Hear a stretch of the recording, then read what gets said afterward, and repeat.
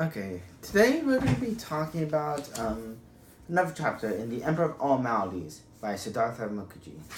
And today we're going to be talking about a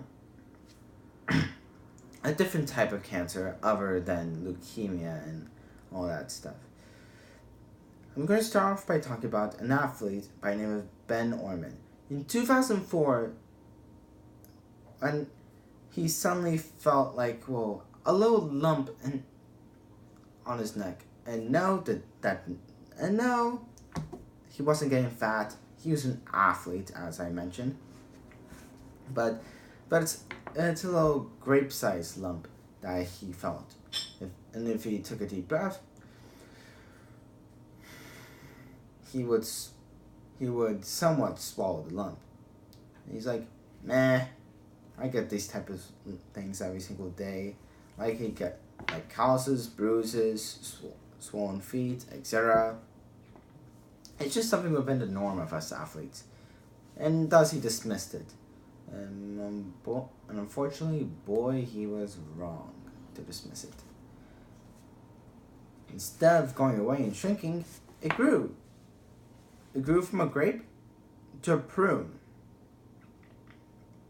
Well, prune size, but still, that's a bit more development. And immediately he got worried, and he was right to. And immediately went to the hospital for a checkup. The nurse wrote down on her notepad, lump in neck with question marks. With a question mark ending in that sentence. And in that sentence, Ben Orman, as described by Mr. Mukherjee himself, found himself in the unfamiliar world of oncology. And he got lots of testing and so to find out that it was none other than lymphoma, also known as the cancer of the lymph nodes, and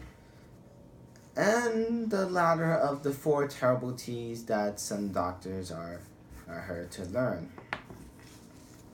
And they include thyroid cancer, thyroma, teratum, and terrible lymphoma. Unfortunately, in this case, he pulled a short straw and received terrible lymphoma. Fortunately, he got in his early stage and it's expected to recover by 85%. Which is good for him. He obviously didn't want to be stuck in cancer for long, but it will be about half a year and intensive chemotherapy and so. And this was one of the patients Mr. Mukherjee saw in one of his daily, routines. And the next patient he mentioned was a woman, a 56-year-old by the name of Beatrice Sorensen, who preferred to be called Bia, because, And as described by Mukherjee, she was relatively small, think about like an ant or so, like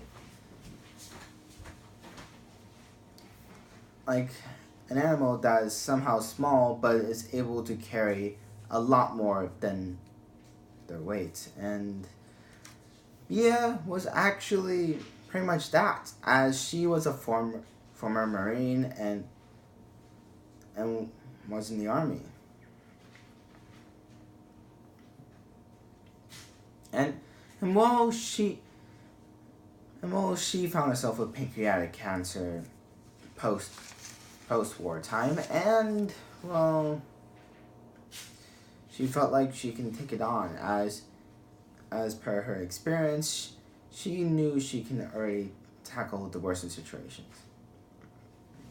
And as described by her husband, she was strong, stronger than she looks, and she's fearless, willing to take anything possible.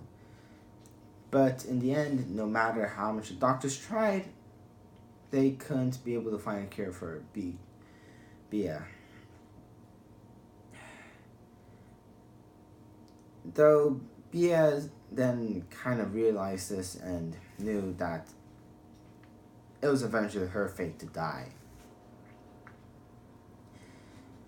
Which is kind of sad in a way. But back to Orman, apparently the type of lymphoma that was found was known as Hodgkin's lymphoma. Named after the scientist in the 19th century known as Dr. Hodgkin's.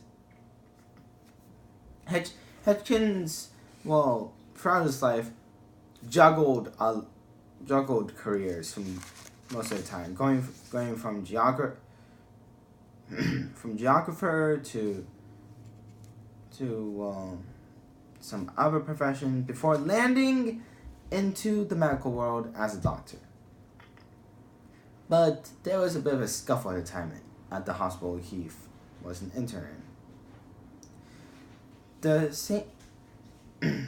The St. Thomas and Guise Hospital soon broke up into two different hospitals, the Guise Hospital and the St. Thomas's Hospital.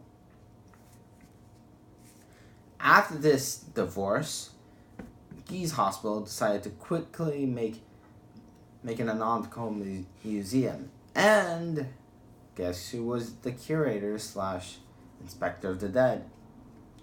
Hodgkin's. And well, Hodgkin's was actually extraordinary as inspector of the dead and curator, as he was able to contrive some cadavers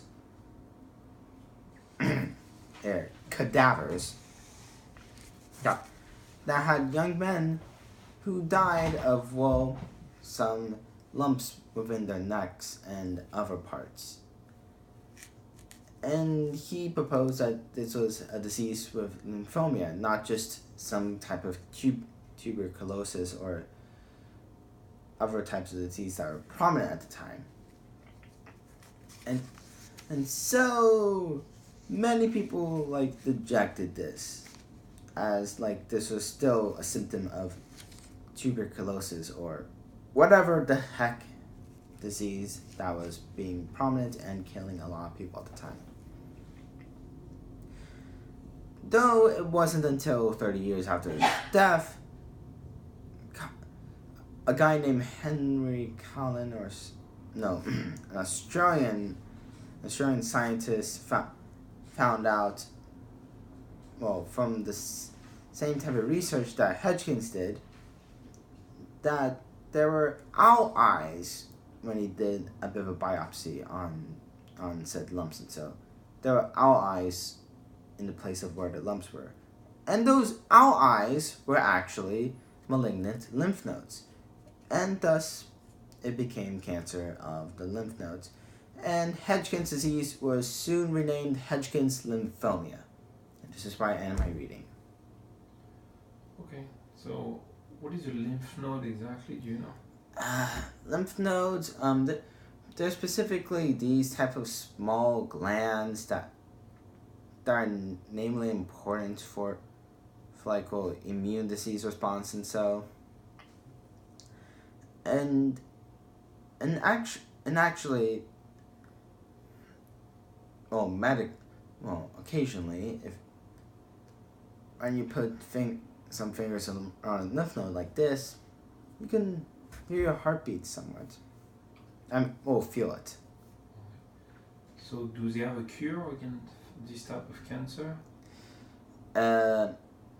Like most cancers, the best way to do it is through chemotherapy or so, or through extensive radiation, which actually I believe I'll cover in the next chapter or so. Oh, okay. Okay, but so far, what happened to Orman then? he's most likely going to live. He's most likely based on chemotherapy. Yeah, excessive chemotherapy that he'll obviously lose his hair and, well, feel very weak during the time of it. But by the end of it, he's probably going to live and have the cancer purged from his body. How about Bea? What happened to Bea? Oh, she's not likely to make it in the end. No. There's no way to treat her pancreatic cancer. Like, they tried everything at their disposal. So they tried chemotherapy. And pancreatic, there is no cure for pancreatic cancer at that time? Or you don't It was 2004, I believe there was, if they caught it earlier. Or do you think it's based on the stage of the cancer? Yeah. Much like if they caught Steve Jobs pancreatic cancer earlier, he would still be alive. Rest in peace, Steve Jobs. Anyway. Oh, okay. Okay, so what is the most interesting for you in this chapter? What you enjoy the most reading? I believe what I enjoyed the most really is that well, there's always something different. So there is always a different. The cancer is always grow differently depending on who people are. No, depending on where it starts and where it metastasizes. Metastases. Oh, okay. So there is okay, but it's always the same symptom. It's always cells. Random malignant growth, and just keeps on growing, doesn't stop. Okay, so you learned something specific here? No, besides lacking, what did you learn here? I think. Namely of how lymphoma, or should I dare say Hodgkin's lymphoma was discovered. Okay, so it was discovered by. Okay. Okay, well, thank you very much. No problem.